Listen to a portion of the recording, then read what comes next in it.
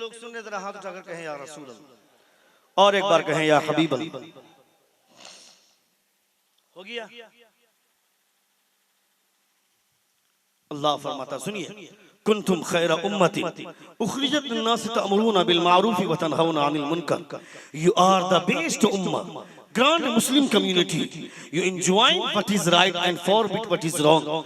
तुम बेहतरीन उम्मत निकाले गए हो, तुम्हारी हैसियत अलग है। डॉक्टर जॉन बोलता है कि after 5 years of research I have come to the conclusion that Muslims have a greater love for their Nabi than their religion of Islam। वो डॉक्टर जॉन बोलता है कि लोग मेरे पास मुसलमानों के बारे में बहुत बुरा भला बोलते थे, हमेशा मुसलमानों की बुराइयां ही मैंने सुनी। पैदा हुआ, होश में आया, होश में आने के बाद जिन जिन महफिलों में जाकर बैठा, जो जो मेरे दोस्त हुए, उन तमाम दोस्तों ने मुसलमानों के हवाले से बुरी कहानियां ही सुनाई कि ये कहा कि मुसलमान बहुत तशद्दुद मिजाज होते हैं, मुसलमानों में मार धाड़ का मामला ज्यादा होता है, मुसलमान लड़ाइयां ज्यादा करते हैं, मुसलमानों में ये सारी बुराइयां पाई जाती हैं। वो बोलता है कि मैंने 5 साल तक मुसलमानों पर रिसर्च किया, इन्वेस्टिगेशन किया। After 5 years of research I have come to the conclusion that Muslims have a greater love for their नबी than their religion of Islam. वो बोलता है मैंने 5 साल तक मुसलमानों पर रिसर्च किया, इन्वेस्टिगेशन किया। 5 साल के रिसर्च करने के बाद मैं इस नतीजे पर पहुंचा हूं कि मुसलमान पूरी दुनिया में सबसे ज्यादा मोहब्बत अगर किसी से करता है तो वो कोई दूसरा नहीं है, वो आमना का लाल है जिससे इंसान सबसे ज्यादा मोहब्बत करता है। मुसलमान सबसे ज्यादा सुन रहे हैं? हाँ, इनाम खतीबों को क्यों दीजिएगा? इनाम सिर्फ शायर को दीजिएगा, खतीबों को देने की जरूरत नहीं। खतीब लोग तो बांझ होते हैं ना, उनके पास कोई औलादे नहीं होती हैं। हमने अपने दिमाग में ये बात बैठा लिया, इसका मैसेज कितना बुरा जा रहा है आपको पता नहीं। लोग अपने बच्चों को पढ़ाना छोड़ दिए। लोग अपने बच्चों को क्यों पढ़ाएंगे? क्यों मौलाना बनेगा? मौलाना बनने के बाद माइक पर आकर बुखारी शरीफ की हदीस पढ़कर सुनाएगा, कुरान की आयत पढ़कर सुनाएगा, तफसीर जलालैन की इबारत पढ़कर सुनाएगा, तफसीर अबू सऊद की इबारत पढ़कर सुनाएगा। मगर पब्लिक ऐसी बैठी रहेगी जैसे कि सांप ने काट कर बैठाया है, उसके जेब से 10 रुपया नहीं निकलेगा। मैं कहता हूँ शोरा की तरन्नुम रेजी सुनने के बाद अगर इनाम दिया जाता है तो हुजूर की हदीस सुनने के बाद ज्यादा इनाम देना चाहिए, मुस्तफा जान रहमत के अकवाल सुनने के बाद ज्यादा इनाम देना चाहिए, इस ख्याल से कि वो तरन्नुम में अगर मुस्तफा की दीवानगी लाई जाती है तो इस्लाह किया जाता है तकरीर के जरिए, मुस्तफा का पैगाम दिया जाता है तकरीर के जरिए। इसलिए मैं कहना चाहता हूँ जो शायर पढ़ता है ये भी नबी की नात है, जो मुकर्रिर बोलता है ये भी नबी की नात है, ये भी नबी की नात है। इसलिए नबी की नात के हवाले से हर एक इंसान की रगें टाइट होनी चाहिए, हर एक इंसान का नजरिया साफ होना चाहिए, सुथरा होना चाहिए। मैंने देखा कि अजमत भाई पढ़ रहे थे, अल्हम्दुलिल्लाह बहुत अच्छा पढ़ रहे थे, बहुत अच्छा सुन रहे थे आप। मगर अजमत साहब, ये मैं पूरे देश की बात कर रहा हूँ, पूरे हिंदुस्तान में ये वबा फैली हुई है। मैं कहता हूँ साहब, इसी वजह से लोग आजकल तो मैं देख रहा हूँ कि लोग अपने बच्चे को 6 साल 7 साल की उम्र से ही प्रोग्राम में लेकर के घूम रहे हैं। बाप प्रोग्राम लेता है नसीम भाई, और बाप ही लेकर के सफर में जाता है और अपने बेटे को प्रोग्राम। मैं कहता हूँ बेवकूफ, 6 साल उम्र है तुम्हारे बच्चे की, 8 साल उसकी उम्र है, इसको भी मदरसे में डालकर पढ़ाना चाहिए था। तुम्हारा बेटा हाफिज बन जाता, आलिम बन जाता, उसके बाद फिर अब ये उसकी तबीयत के ऊपर है, उसकी आवाज अच्छी है तो वो नात या शायरी का मैदान अपनाता, या फिर खिताबत के हवाले से अगर उसका लहजा है तो वो तकरीर करता। लेकिन इल्म हासिल करने के बाद, इल्म हासिल करने के बाद, मगर पब्लिक पागल है, ये इनाम तरन्नुम की वजह से देती है, पब्लिक धुन की वजह से इनाम देती है। लोगों ने ये सोच लिया कि मुकर्रिर को इनाम मिलता नहीं तो मुकर्रिर बनाकर क्या फायदा होगा। मुकर्रिर बनने के लिए आलिम होना शर्त है। क्यों 10 साल 12 साल 15 साल अपने बच्चों को पढ़ाएंगे? आवाज अच्छी है उसे स्टेज की दुनिया में लाओ, स्टेज पर आएगा, नाक पड़ेगा तो पब्लिक पैसे उड़ा उड़ा कर देगी। तुम्हारी वजह से इल्म का बाजार घट रहा है, इल्म की अहमियत घट रही है। मेरी बातें हर किसी को हजम नहीं होती है, हर कोई पसंद नहीं करता है। मैं कहता हूं हूँ, मुझे इससे कोई फर्क नहीं पड़ता कि आपको अच्छी लगे न लगे, मगर कोई तो बोलेगा ना, कोई तो इस्लाह की बात करेगा ना, किसी को तो हक बोलना होगा, कोई तो हक बोलेगा। इस स्टेज में ऐसे ऐसे बाजारू नात खा आज की तारीख में दुनिया में इस स्टेज में जन्म ले लिए हैं, जिनको देखा जाए हिंदी में लिखवा लिखवा कर नबी की नात पढ़ता है। चप्पल बेचने वाला, जूते की दुकान रखने वाला, चप्पल बनाने वाला, मैं कहता हूँ नात हर कोई पढ़ सकता है, मगर हर कोई नात पढ़ रहा है तो उसकी वजह से आप जो बेराहरदी के शिकार हैं, तो आपको नजरिया बदलना चाहिए, आपका एहसास बदलना चाहिए, आपको यह सोचना चाहिए अगर नात खा को इनाम दिया जाता है नबी की नात पढ़ने की वजह से, तो खतीब को भी इनाम देना चाहिए मुस्तफा की नात पढ़ने की वजह से। क्या फायदा मेरी तकरीर का? अभी तक मजमे से कोई नहीं उठा, अभी तक एक आदमी की तरफ से भी इनाम नहीं आया। हैरत है। मेरा मकसद इनाम हासिल करना नहीं, मेरा अपना बाजार गर्म करना नहीं, मेरा मकसद आपकी इस्लाह करना है। आप अपनी इस्लाह कब करवाएंगे? हक बातें आपको सुननी चाहिए। अल्लाह रब्बुल इज्जत हम तमामों को इस्लाह फरमाए। एक बार जोर से कहें या रसूल, और एक बार कहें या हबीब अल्लाह। मेरी बातों को लोग बुरे नजरिए से लेते हैं और वायरल करते हैं हर तरफ। लोग बोलते हैं कि मुफ्ती साहब को शोरा के खिलाफ बोलने की क्या जरूरत। मैं कहता हूं मैं शोरा के खिलाफ नहीं बोलता हूं, मैं जाहिल शोरा के खिलाफ बोलता हूं। याद रखें, मैं अल्हम्दुलिल्लाह आज की तारीख में इस स्टेज पे ऐसे भी लोग हैं अल्हम्दुलिल्लाह जो पढ़े लिखे लोग हैं, बहुत सारे अच्छे लोग हैं, पढ़े लिखे लोग हैं, उनकी कद्र होनी चाहिए। अजमत बाबू पढ़ा लिखा है अल्हम्दुलिल्लाह, हबीबुल्लाह फैजी पढ़े लिखे आदमी है, ये दिलकश नाचवी साहब पढ़े लिखे लोग हैं अल्हम्दुलिल्लाह। अल्लाह रब्बुल इज्जत सलामत रखे इन सारे लोगों को। अब्दुल सलाम कौसर पढ़े लिखे आदमी, पढ़े लिखे लोगों की कद्र होनी चाहिए। मगर कोई जाहिल अगर आता है तो उस जाहिल की वजह से अगर आप बेराहरदी के शिकार होते हैं तो आपकी वजह से गलत मैसेज जाएगा। वैसे भी देवबंदी लोग बोल रहे हैं कि सुन्नियों को जलसे में सिर्फ हू हंगामा होता है, हल्लाबाजी होती है। मैं कहता हूं उन्हें कभी कभी आकर के इस तरह के महफिलों में आकर देखना चाहिए। रात के 2:30 बज गए और मजमा इतनी तादाद में बैठा हुआ कि किसकी बुनियाद पर बैठा है? जरूर इनके दिल में मुस्तफा की मोहब्बत का चिराग जला हुआ है। जोर से बोले, हुजूर की मोहब्बत के चिराग ने ही इनको बैठाया यहाँ पे, वरना किसको यहाँ बैठने की जरूरत थी? सबके घर में बिस्तर अच्छा अच्छा है, नरम और गदीले बिस्तर हमारे लिए मुंतजिर है। हम चाहें तो जाकर के सो सकते हैं, मगर हम सो क्यों नहीं रहे? इस बुनियाद पर नहीं सो रहे हैं कि मुस्तफा जान रहमत की बात चल रही है। नबी ये कौनैन की मोहब्बत का बाजार सजा हुआ है, यहाँ बैठकर खरीदारी कर लो, ये काम वहाँ आ जाएगा। इस दुनिया में आदमी कितने दिन तक रहेगा? 4 साल, 40 साल, 60 साल, उमूमन आदमी 60 साल 70 साल अभी जिंदा रह रहा है, उसके बाद उसका पांव कब्र में चला जाता है। मगर हर आदमी ये सोच ले कि ज्यादा दिनों तक जिंदा नहीं रहना।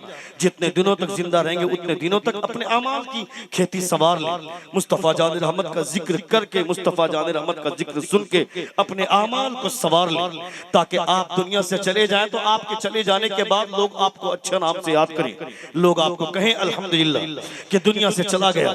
अभी मैं जब अजमत भागलपुरी को इनाम मिल रहा था, एक नोट मेरे हाथ में 20 का आया, मैं उसको बगौर देखने लगा। उसमें हिंदुस्तान का एक महान आदमी मोहनदास करमचंद गांधी की तस्वीर लगी हुई है।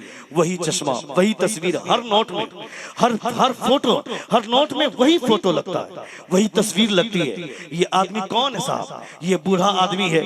इस बूढ़े आदमी ने कौन सा कारनामा अंजाम दिया कि आज हर नोट में इनकी तस्वीर लगती है?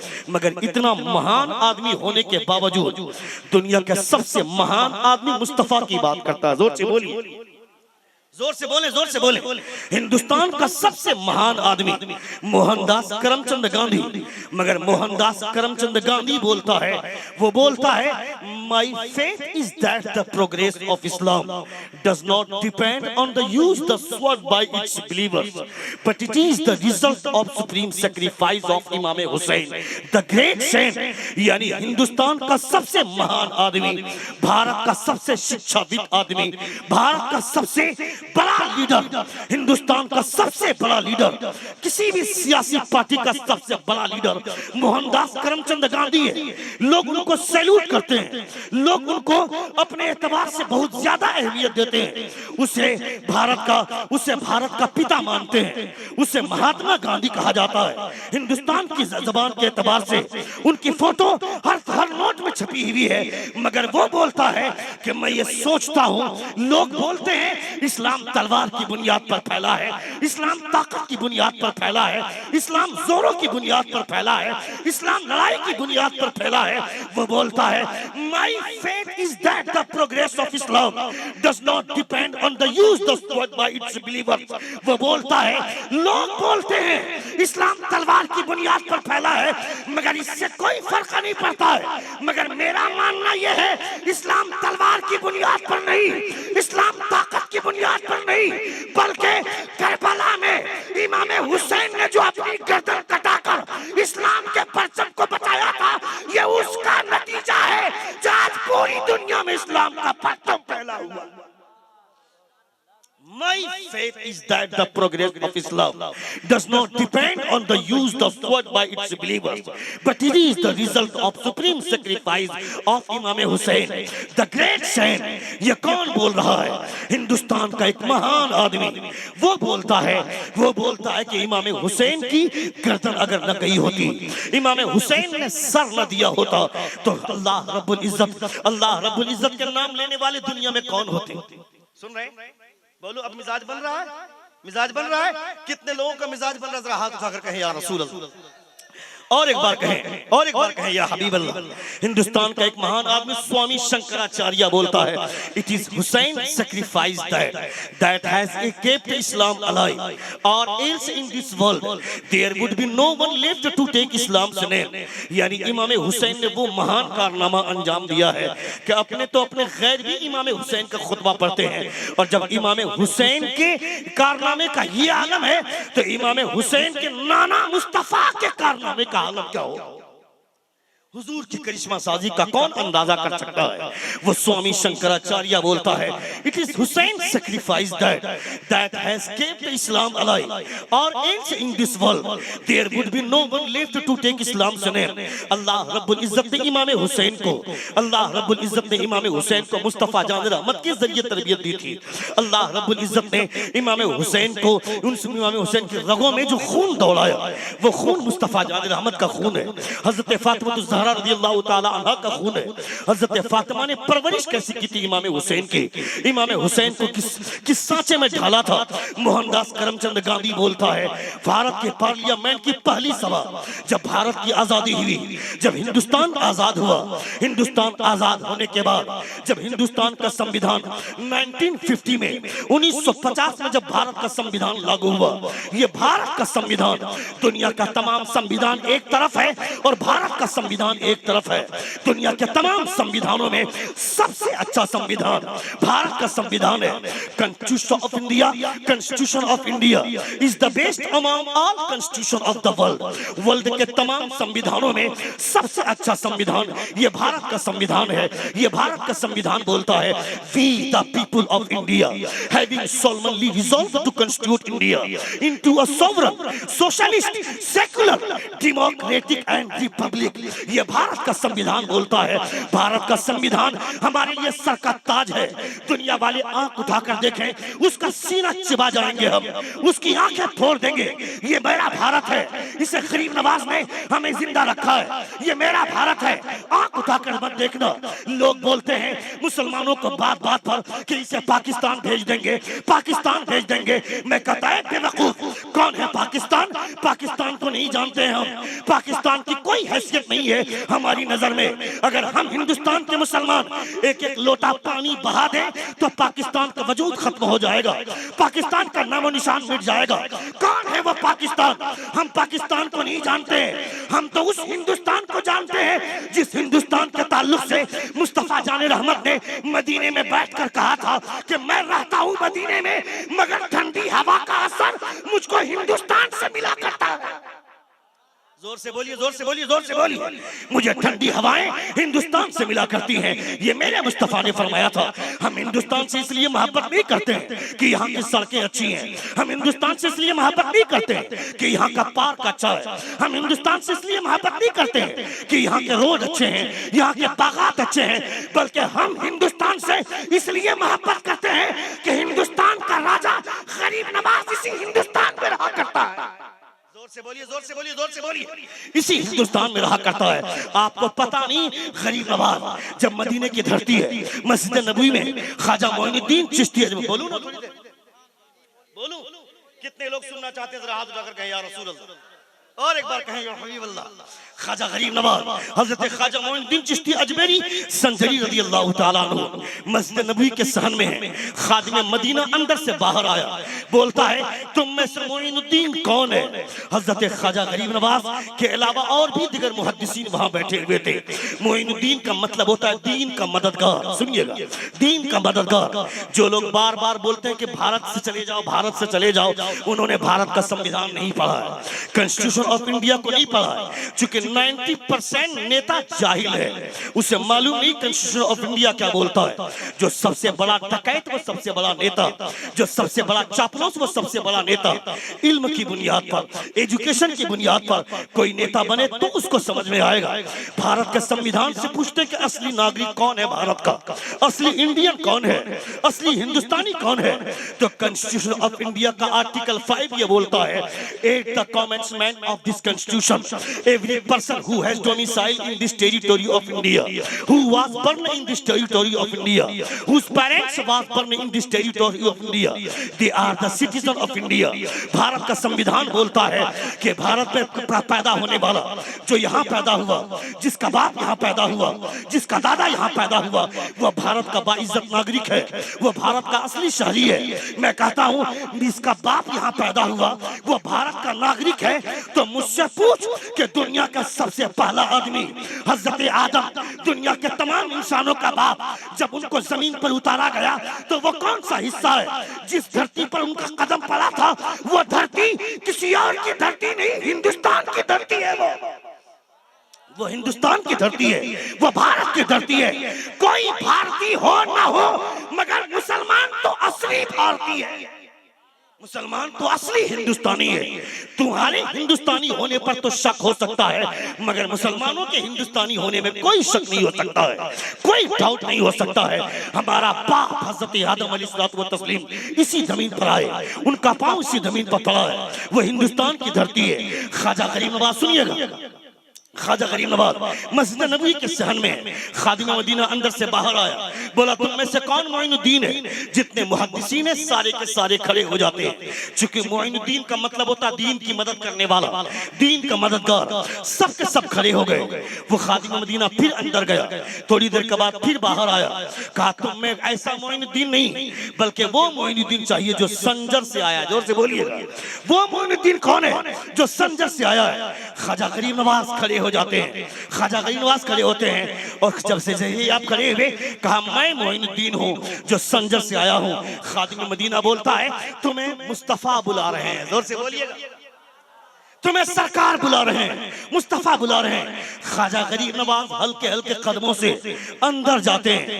ख्वाजा गरीब नवाज अपने खलीफा और अपने मुरीद ख्वाजा कुतुबुद्दीन बख्तियार काकी से फरमाते हैं, कुतुबुद्दीन जब मैं अंदर जा रहा था तो मैंने सोचा कि आज मुस्तफा का रौजा करीब से देखूंगा, मगर जब मैं अंदर गया मैंने मुस्तफा का रौजा नहीं, मैंने मुस्तफा को करीब से देखा था, मैंने मुस्तफा को करीब से देखा था।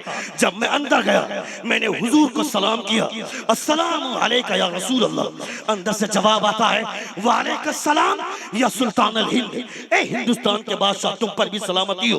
नबी ये कौनैन फरमाते हैं मोइनुद्दीन तू यहाँ क्या कर रहा है? तुझे तो हिंदुस्तान जाना है, तुझे तो हिंदुस्तान जाना है। इतना सुना मुस्तफा जान रहमत सल्लल्लाहु अलैहि वसल्लम ने जब ये कहा कि तुम्हें हिंदुस्तान जाना है, सुनिएगा, जब ये कहा कि तुम्हें हिंदुस्तान जाना है, गरीब नवाज फरमाते हैं ए अल्लाह के रसूल मैंने हिंदुस्तान को देखा नहीं है, कैसे हिंदुस्तान जाऊंगा? नबी ये कौनैन ने अपनी हथेली पर हिंदुस्तान का नक्शा दिखाया, कहा ये हिंदुस्तान का नक्शा है, तुम इसे देख कर इसे देख लो, इसी हिंदुस्तान में जाना है। मुस्तफा जान रहमत के हवाले से आज से 1400 बरस पहले जाओ, 1400 बरस पीछे, 1500 बरस फ्लैश पर से 1500 बरस पीछे फ्लैश में जाओ और देखो एक तारीख गज़वा बद्र का मैदान है। मुस्तफा ने रात में पेशन गोई की, मुस्तफा जान रहमत ने लकीर खींची, यहाँ अबू जहल मरेगा, यहाँ एक लकीर खींची, यहाँ उतबा मरेगा, वहां एक लकीर खींची, यहाँ शेबा मरेगा। दूसरे दिन लोगों ने देखा मुस्तफा ने जिसका नाम जिस लकीर के साथ लिया था उसकी लाश वहीं पर पड़ी मिली। अबू जहल का नाम उसी लकीर के साथ लिया था तो उसी लकीर पे अबू जहल की लाश थी। उतबा की लाश को नाम लेकर के मुस्तफा ने जो लकीर खींची थी उसी लकीर के पास उतबा की लाश मिली। शेबा का नाम लेकर मुस्तफा ने जो लकीर खींची थी उसी लकीर के पास शेबा की लाश मिली। मैं कहता हूं आज से 1500 बरस पहले मुस्तफा ने जो लकीर खींची थी उस लकीर को मिटाने की ताकत किसी में पैदा न हुई तो फिर जिस हिंदुस्तान का नक्शा मुस्तफा अपनी हथेली में गरीब नवाज को दिखा दे उस हिंदुस्तान को कौन मिटा सकता है? जोर से बोलिए ना भाई। अरे यार, नारे तकबीर, नारे रिसालत, मसलके आला हजरत, नारे तकबीर। मेरी 1 घंटे की तकरीर होने वाली, 1 घंटे की तकरीर होने वाली और 5 मिनट बाकी है मेरी 1 घंटे की तकरीर हो जाए। जैसा हाल है आप लोगों का, अगर आप इसी हालत में सुनते रहे तो 1 घंटे से ज्यादा 1 मिनट भी नहीं बोलूंगा मैं, क्योंकि मैं 1 घंटे से ज्यादा नहीं बोलता हूँ।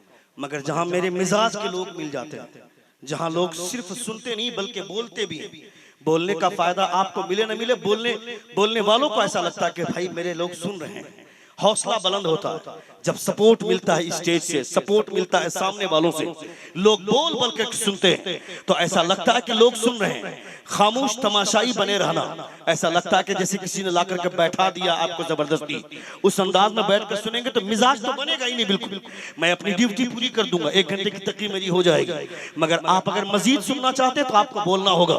एक बार जोर से अपने दोनों हाथों को फिजा में लहरा कर कहें या रसूल अल्लाह, और एक बार कहें या हबीब अल्लाह।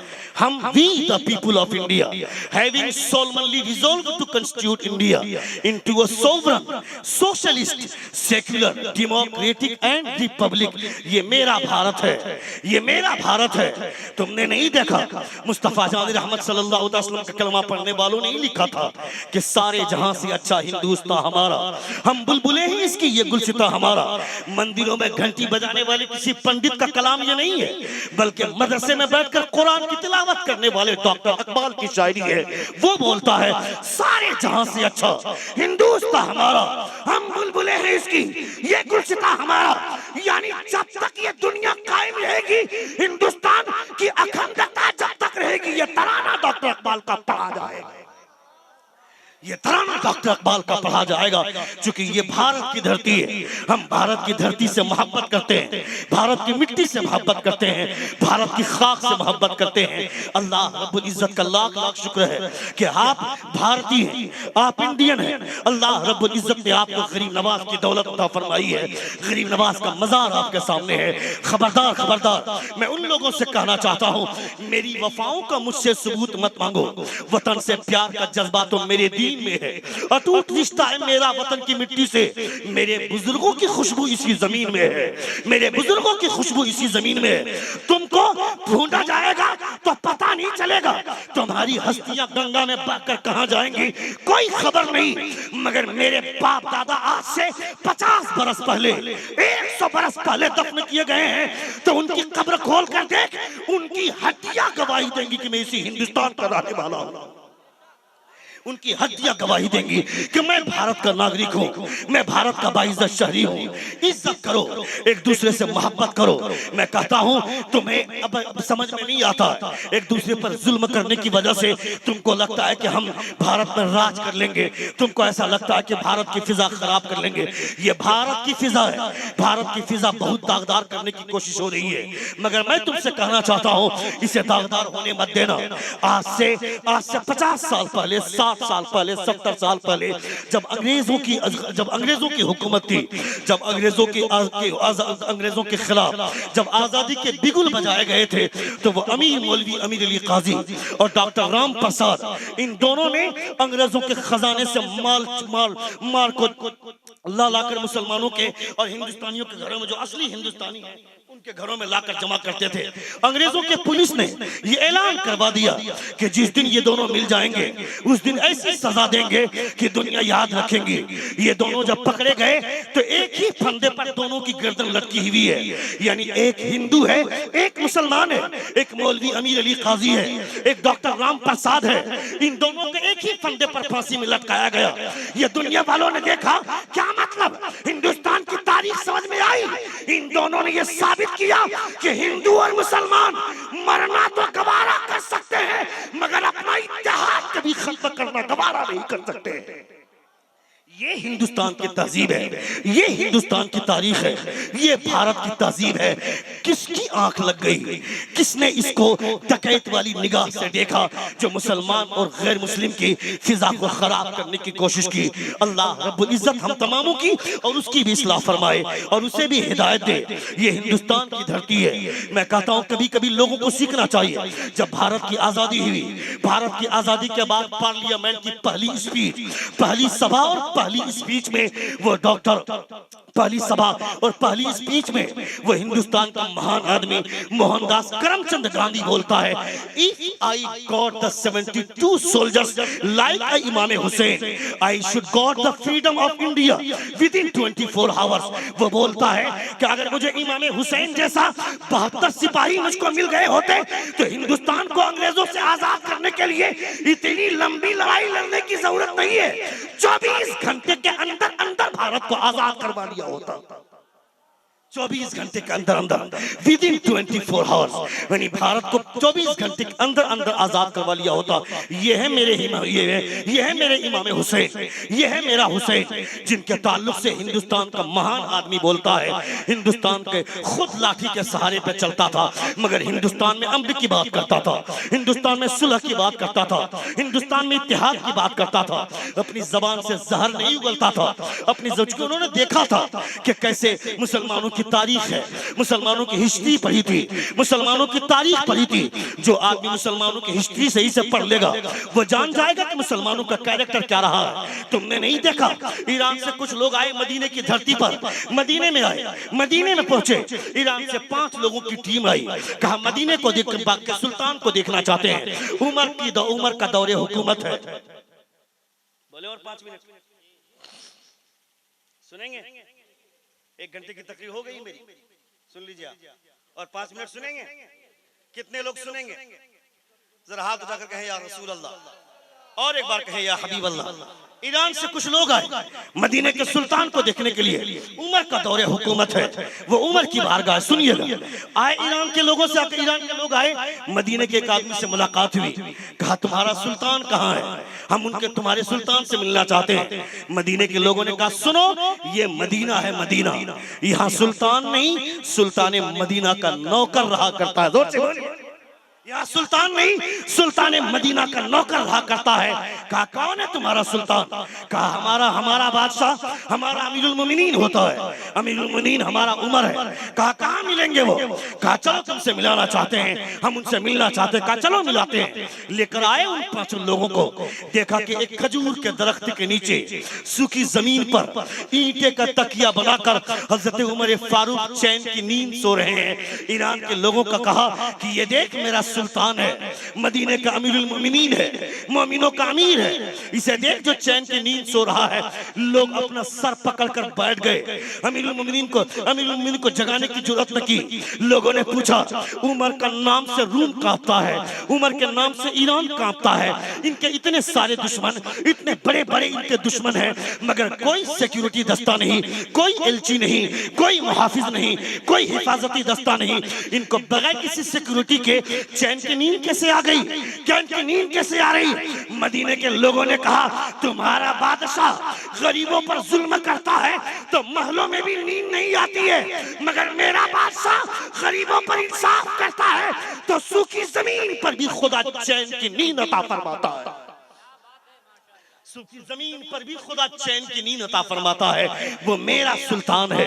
हजरत उमर फारूक रज़ी अल्लाह ताला अन्हु की वो तारीख रही है। तुम्हें अपने बच्चों को ये तारीख पढ़ाना चाहिए, अपने बच्चों को समझाना चाहिए। तुम्हारा बेटा देखेगा सलमान खान की कौन सी मूवी आ रही है, शाहरुख खान की कौन सी मूवी आ रही है, आमिर खान की कौन सी फिल्म लग रही है। ए लुच्चा, अपने बच्चों की जिंदगी बर्बाद क्यों कर रहा है, क्यों अपने बेटों की लाइफ बर्बाद कर रहा है।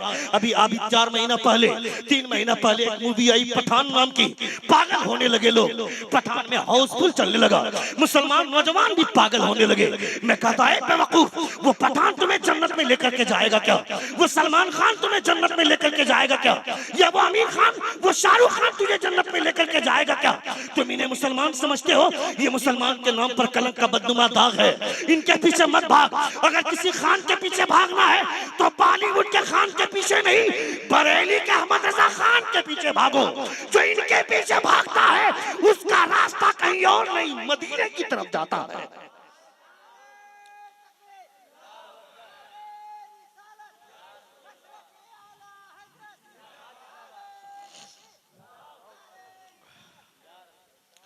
Allah looks not your face and not your wealth, but Allah looks your status of heart. यानी मुस्तफा आपके दिल दे, अल्लाह आपका दिल देखता है, खुदा आपके चेहरे को नहीं देखता है, खुदा आपकी दौलत को नहीं देखता है। अपनी नस्लों की इस्लाह आपकी जिम्मेदारी है, अपने बच्चों की समझदारी की सोच पैदा करने की जिम्मेदारी आपकी है। आपके घर में अगर आपका बच्चा आप अपने घर में बैठ करके खाना खा रहे हैं, आपके सर पे टोपी नहीं है, जिस दिन आपके बच्चे ने टोक कर आपको कह दिया कि अब्बू जान सर पे टोपी लगा लीजिए, टोपी पहनकर खाना खाना हुजूर की सुन्नत है, जोर से बोलिएगा।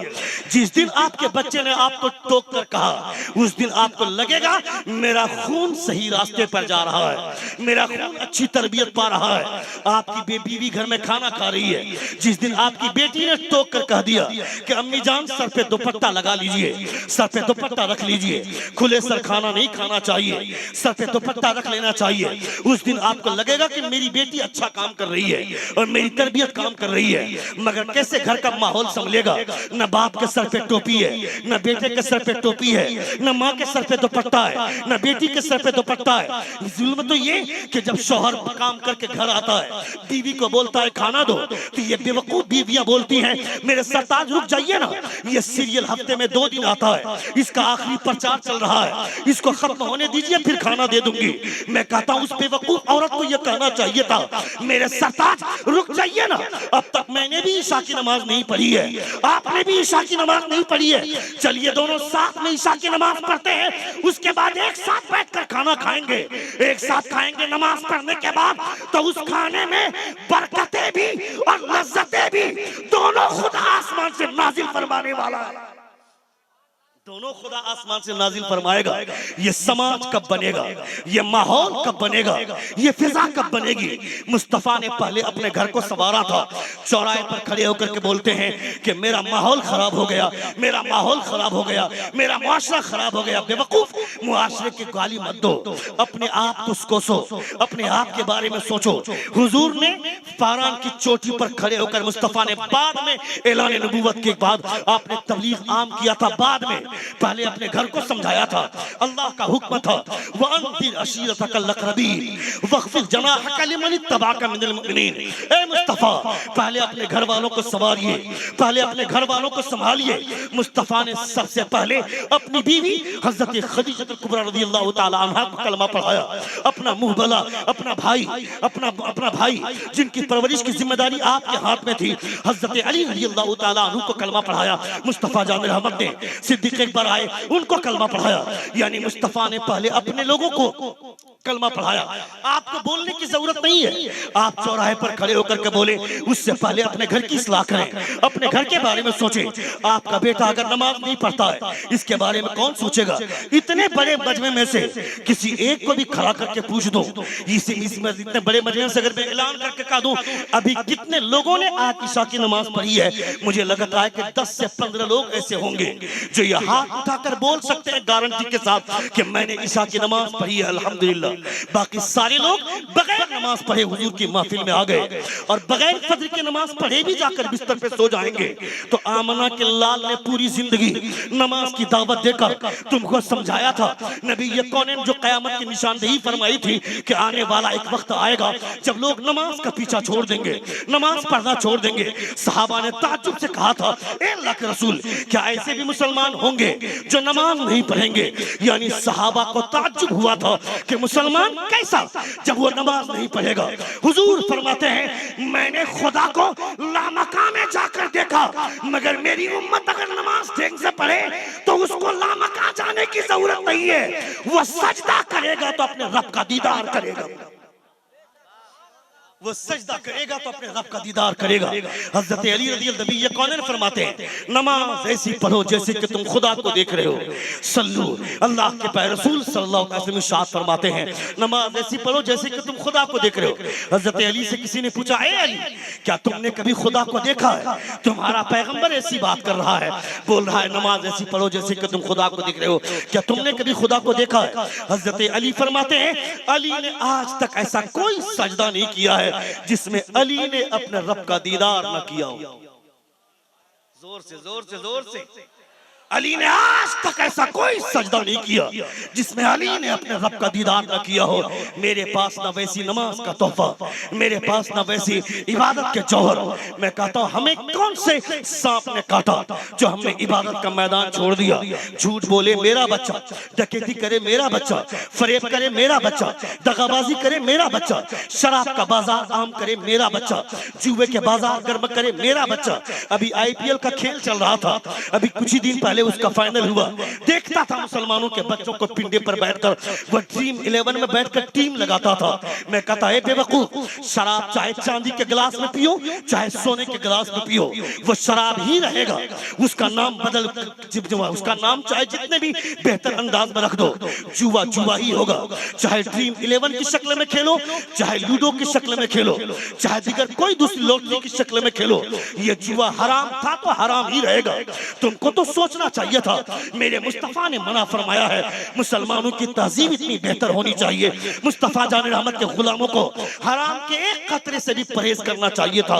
तुमने नहीं देखा कानपुर का स्टेशन, एक मुसलमान टीटी चढ़ा है, मुसलमान टीटी, उसके हाथ में 7 बोगियां हैं, 7 बोगी का चार्ट उसके पास है। एक हिंदू डॉक्टर, गैर मुस्लिम डॉक्टर उसके पास आता है, कहता है मेरी बीवी डिलीवरी पेशेंट है, उसका 9वां महीना चल रहा है, उसको मैके पहुंचाना है। हमने 2 टिकट लिए थे, वो दोनों टिकटें वेटिंग लिस्ट में ही रह गई। कोई एक बर्थ का इंतजाम कर दे ताकि मेरी बीवी को मैं सुला दूं। मेरे लिए बर्थ का इंतजाम ना हो चलेगा, मेरे लिए बर्थ का इंतजाम ना हो चलेगा। मुसलमान किसी ने कहा रुक जाइए, मेरे हिस्से में 7 बोगियां हैं, इसे चेक करने दीजिए, उसके बाद वापस आता हूं। आधे घंटे के बाद वो मुसलमान टीटी वापस आता है और वो डॉक्टर को बोलता है, परेशान मत होइए, मैंने बड़ी मुश्किल से एक बर्थ का इंतजाम आपके लिए कर दिया है, इस बर्थ पे अपनी बीवी को सुला दीजिए, उसी पर खुद भी बैठ जाइए, आपका सफर आसानी के साथ कर जाएगा। वो मुसलमान टीटी के जब ये बात सुनी, वो डॉक्टर अपने जेब से नोट की गड्डी निकालता है, मुसलमान की तरफ बढ़ाना चाहता है। वो मुसलमान टीटी बोलता है क्या कर रहे हैं? कहा पैसा दे रहा हूँ। कहा किस लिए? कहा आपने बर्थ दिया उस लिए।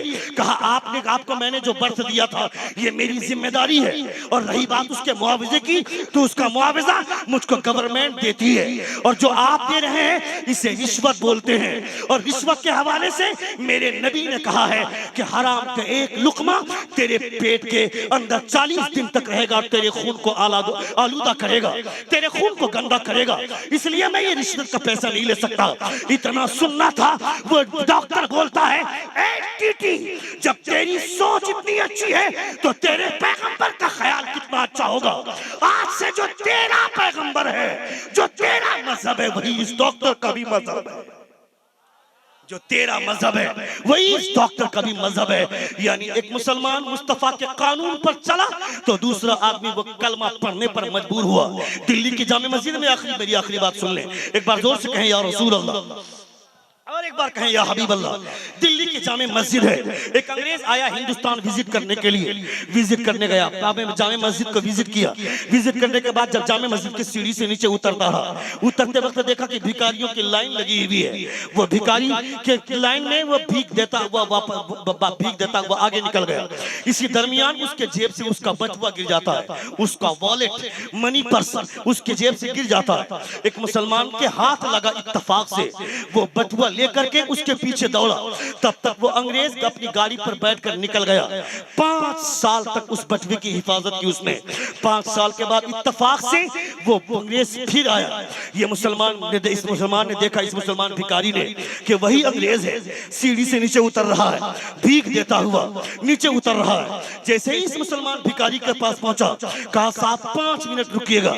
लौट कर गया, दौड़कर 5 मिनट के बाद लौट कर आया और उसका मनी पर्स, उसका वॉलेट उसके हाथ में थमाता है। बोलता है ये आपका वॉलेट है, 5 साल पहले इसी दरवाजे पर आपका गिरा था, मैंने इसकी हिफाजत की। वो अंग्रेज बोलता है, सुनिएगा, वो अंग्रेज बोलता है इसमें इतने पैसे थे कि इस पैसे को अगर तू इस्तेमाल करता तो यहाँ तुझे बैठकर भीख मांगने की नौबत ना आती, मगर तुमने इसको खर्च नहीं किया और तुमने इसकी हिफाजत की।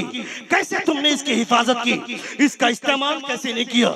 वो मुसलमान बोलता है कल कयामत के मैदान में जब आप अपने नबी से कह देते और आपके नबी आकर मेरे नबी से शिकायत कर देते कि आपकी उम्मत के एक फर्द ने मेरी उम्मत के फर्द का बटुआ लिया और बगैर किसी इजाजत के उसको इस्तेमाल में ले आया, उस दिन मेरे मुस्तफा का सर शर्म से झुक जाता। इसलिए मैं नहीं चाहता कि मेरी वजह से मेरे मुस्तफा का सर झुके।